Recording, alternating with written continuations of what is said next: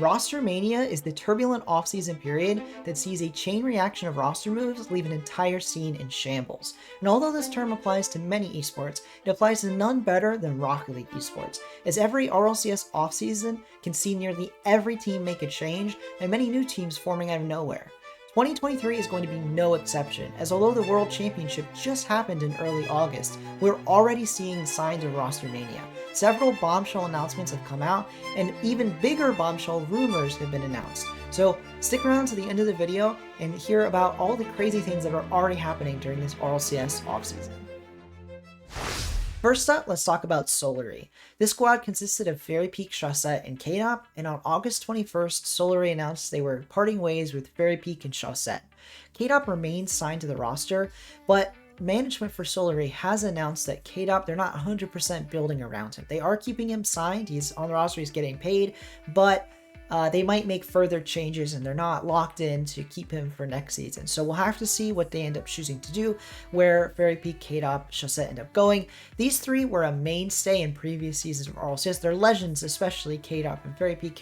KDOP, three-time world champion. So these are all legendary players, but they didn't have a great season, especially in their last split, the spring split. They managed to get only one win, and it was in a closed qualifier. So they were bombing out, not even making regionals.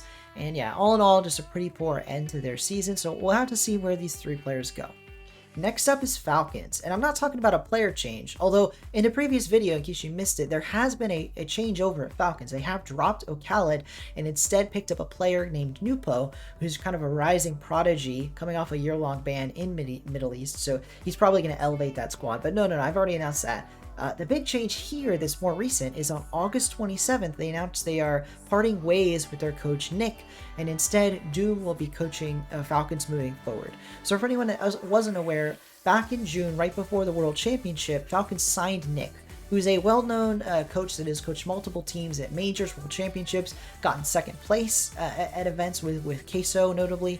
So he has a lot of experience, and they signed him right before the world championship, and arguably it worked. Falcons got a lot better. They had a poor spring split. Then they turned it around and get top 8 at the world championship, get top 4 Gamers 8. So it has to be said, he probably helped his Falcons squad out a bit. And now it's interesting to see, there's no drama, no bad bloods, so no juicy bits with this change. The Falcons players and Nick, they're parting on good terms, but it definitely leaves an opening, and we'll have to see where Nick goes, because I think Falcons are left in good hands with Doom, but it definitely remains to be seen, where a high pedigree coach Nick, where he will land during this Rostermania. So next up is Brad was kicked from Crew Esports on August 28th. So this is pretty big news for South America, as Crew is one of, if not the best team in South America. They have the MVP for the region, Jorfinho, and they're kicking one of their players. So they now have an opening moving forward, and it really remains to be seen, what will happen to this squad. Brad, by the way, was on the squad since the winter split. So Crew had a poor fall split, not even poor, but they missed the fall major, so they made a change. They added Brad, and he did help them improve. They made the winter major where they got top 8, and they also made the spring major. But it was kind of probably a disappointing season for them, as they didn't really they never got a top 4. They never kind of, really showed it off in international competition, even though they did fantastic in region in South America. I'm sure this squad wants more, and that's probably why they've seen Brad away. And we'll have to see where Brad lands as well. He's still a top tier player in South America. I would not be surprised to see him landing on one of those top 4, top 5 teams in the region. So yeah, we'll have to see what ends up with Brad. Yeah, he had a great, in my opinion, great World Championship. I think especially Crew and Brad showed a lot in the wild card of the World Championship, and they got top 12. So not a shaky performance at all. But yeah, they definitely seem to want better, and we'll have to see if South America forms a super team or what happens here. I know one of the rumored changes, this is Rostermania after all, I might as well talk about a rumor, we'll get into some rumors, is, people are already mumbling, what if KV1 joins Crew? It would be KV1 Jorfinho and drops, and that would be a dangerous squad. That would be a deadly squad. Now, again, complete rumors. We have no idea what's happening with Secret, with KV1's team or KV1 individually, but definitely a lot of rumor mill going around about what we're gonna see with this Crew squad. So it'll be interesting to see how the offseason goes for them. And more major news that is official is that Calm is off of version 1. Yes, on August 29th, version 1 announced that Calm was no longer with the org. He also posted his own tweet, but it should be said in the tweet he very much wanted to specify that he's not 100% off of the team. but that his contract is expired, and so he's allowed to explore options, and presumably the team is exploring options. But one thing I wanted to note here, and now we're that's the facts, by the way, but now we're stretching into a bit of rumor. Rumor is that Version1 as an org is no longer going to exist, that it's going to merge with G2 Esports. So what that means is at the organization level, at the business level, Version1 is going to cease to exist and be absorbed by G2. And again, all rumor, but if that does come to fruition, as far as we understand, or again, rumor is G2 would be kind of just taking over. So it would remain the G2 brand, the G2 org. Just everything in Version1 will become under G2. So with that in mind, they can only have one roster. They can't have two rosters anymore. So odds are 3 of the 6 players between G2 and Version1 are going to get released.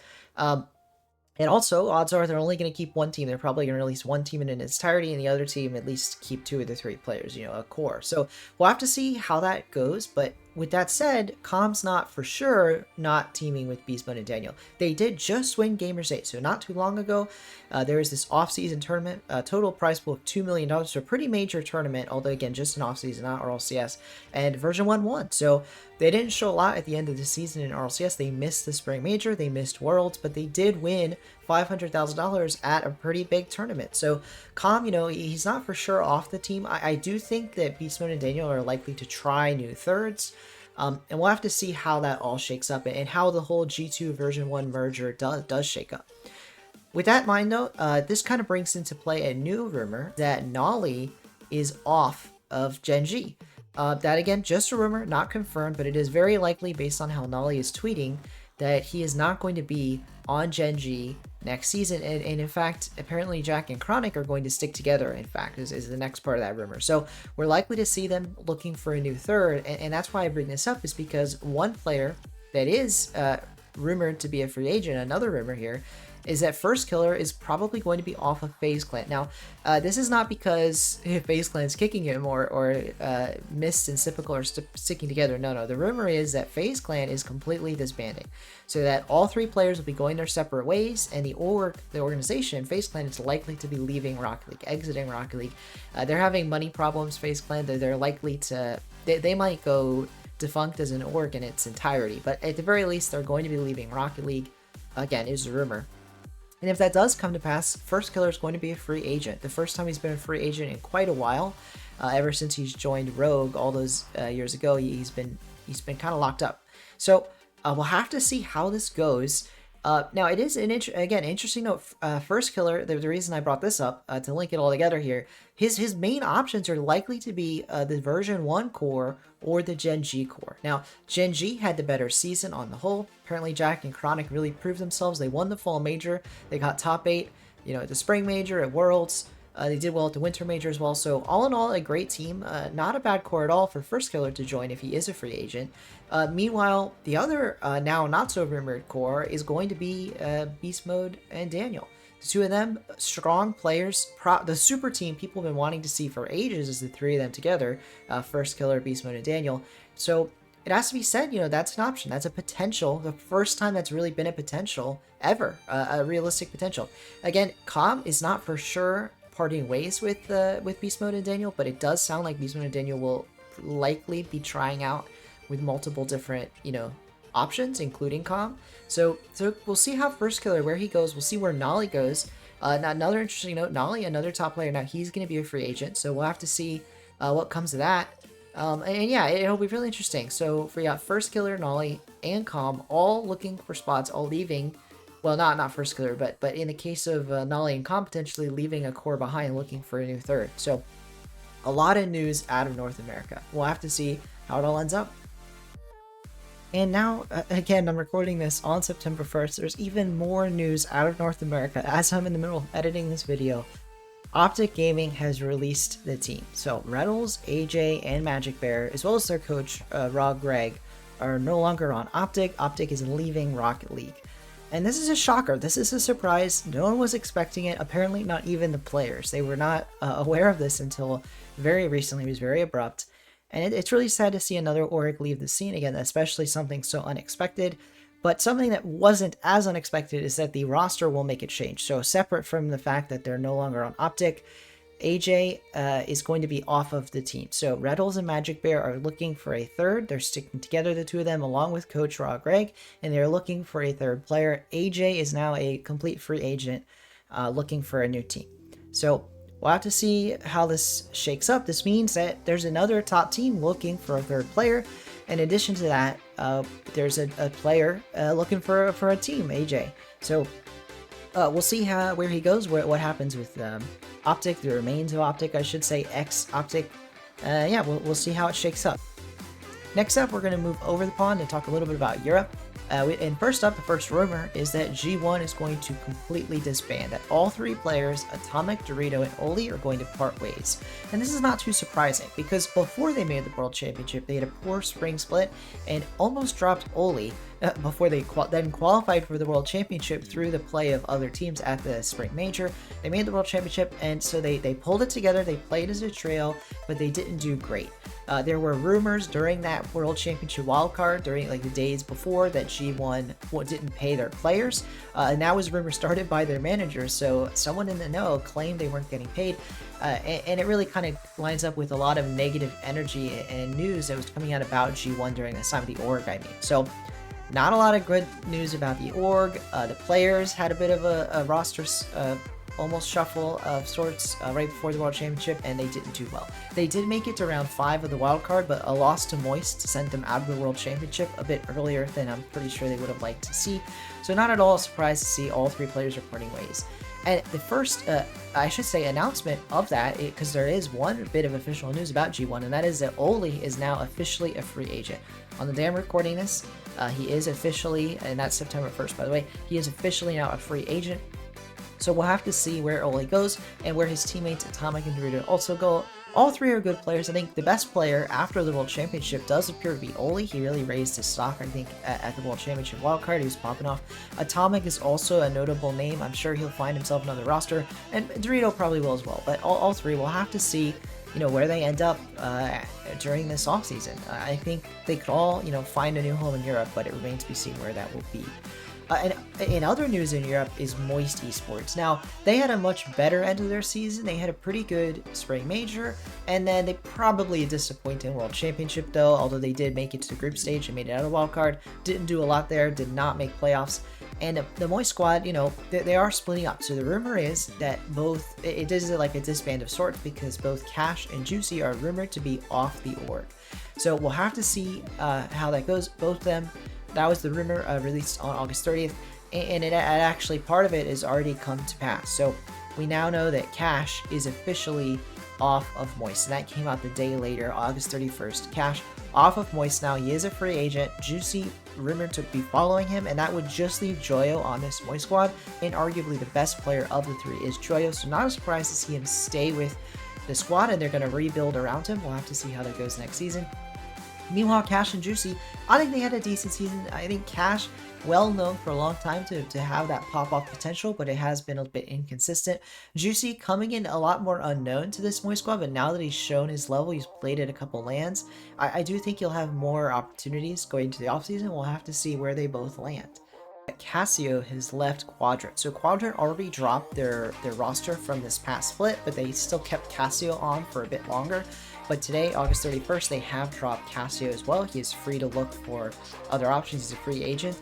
And again, he's another player that might, could make a roster go far. He didn't have a great season this season, but in the past, Casio has been a top-tier player, and he's mentioned in his tweet about being LFT that he is open to moving regions. So I don't know for sure if Casio will move to like North America or somewhere else. He hinted at also being open to APAC or Middle East.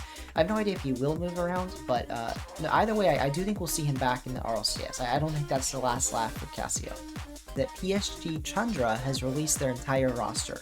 So this is the famed squad, German Amigos, they used to go by when they were an orgless team. They finally got picked up by an org, PSG Tundra, for this past split, but they are released after just one split. And it was kind of a not a terrible split for them. They got top 7 in spring, and they were top 8 in Europe. So they were one spot away from making the World Championship. So the best team in Europe across the season that didn't make the World Championship, and they were so close. In that third regional, they got reverse swept by Moist, and had they beaten Moist, and again, they were 2 games up, and Game 5 went to an overtime, a 2-minute overtime. So they were 1 goal away from beating Moist, and if they had, they would have played G1 for, although no one would have known it at the time, what would have been a tiebreaker match to make the World Championship wildcard. So PSG Tundra was very close to making the wildcard. They definitely, you know, were right up there. So they're a very notable team, and we'll have to see if they stick together or split up or what happens. But either way, they are no longer with PSG Tundra. SK Gaming, which is a pretty large German org, but they never had a huge Rocket League team. They've announced they've dropped a couple players. So an interesting note is that they had Scrubkilla during the winter split of this season in European RLCS, but they never made an actual regional. They kept losing out in close qualifiers. So when they dropped Scrubkilla, he left, he went to Hogan Mode, who went on to do great things, and SK Gaming, who consisted of Nas, Rixie at that point, picked up a replacement, Tekos. They still ended up bombing out every close qualifier and did not make any main events. And so now they have officially dropped not only Rixie, so now they have 2 players remaining. We'll have to see if they stick with that core next season or what. But they also officially dropped Scrubkilla. So an interesting note is during this entire time when he was on Hogan Mode, Scrubkilla was still signed to SK Gaming. So he still was on an org, still was getting a paycheck. So again, interesting news. Nothing too major with SK Gaming. I don't expect a lot out of that core. Nas is an up-and-coming prodigy of sorts, but he's been playing in these closed qualifiers and they haven't been making waves. Last but not least, there is one final roster move that just happened on the day I'm recording this, September 1st, and that is that Monkeys has disbanded. A team consisting of Metane, Smokes, and Raziers. They've all gone their separate ways as free agents now, as well as their coach, Andy the Mandy. Now, this squad was a mainstay during the spring split of European RLCS. They made all 3 regionals. In fact, in the second and third regional, they actually got picked up by an org, Luna Galaxy, who released them after the season ended.